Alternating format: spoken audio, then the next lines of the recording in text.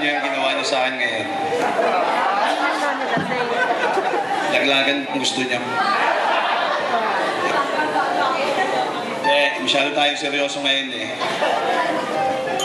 Para sa aking kapatid. Hindi po pala nakakakilala sa akin.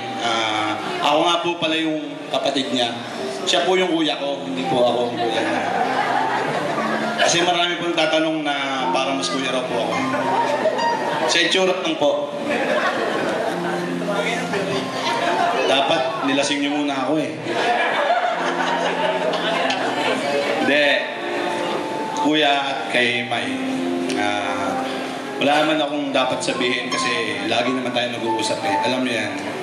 Lagi ka nagkukwento sa akin kung ano mang problema niyo. Ganon. Wala naman eh, no? Hindi. Sabi ko lang, wala naman akong hinahangad sa inyong dalawa kundi maging masaya kayo. Sana tumagal.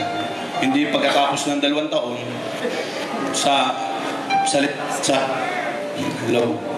salita na asawa, baka mawala na yung letter isaw na. Sawak na.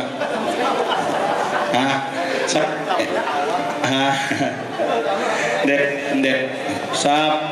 Kay Mayla, wala akong masasabi dyan. Matapang yan. Under nga yan si Kuya eh. Huwag naman medyo lang ha. Ang kuya ka na eh. Kawawa naman yung kapatid ko. Hindi, may bait yan. Sa pagdalawang taon na pagkakilala siya, wala man akong masasabi sa kanya. Tsaka mahal siya ng kapatid ko. Yun lang eh. Kung hindi nyo alam, siguro sa mga barkada ni Kuya, maraming nakakaalam ng love story nilang dalawa eh. Sobrang unique, sobrang tindi. Oo. Sino mga barkada ni Kuya ang may alam ng mga sikreto dyan? Wala naman pala eh. Wala naman pala. Ang tindi ng love story. Wala akong masabi. Parang wala lang.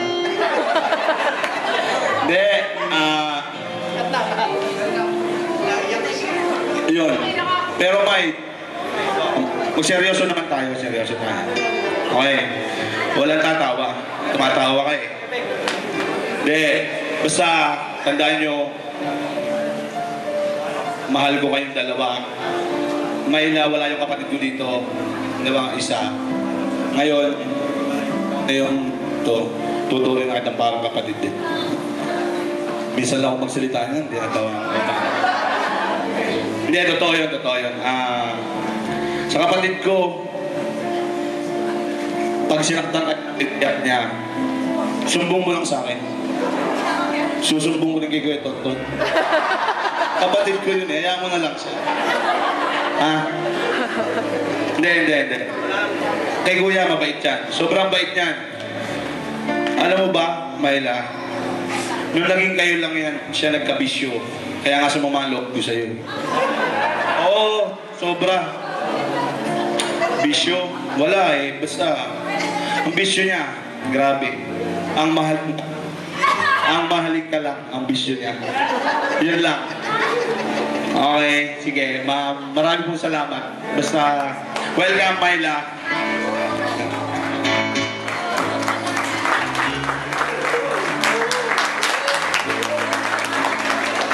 May invite lahat po ng may wine, especially ang ating mga sponsors.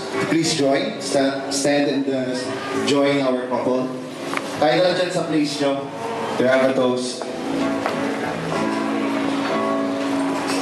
Ano masasabi sa speech? So ladies and gentlemen, for a fruitful life ahead of Myla and Mark, cheers for the newlyweds. How about a big hand, ladies and gentlemen?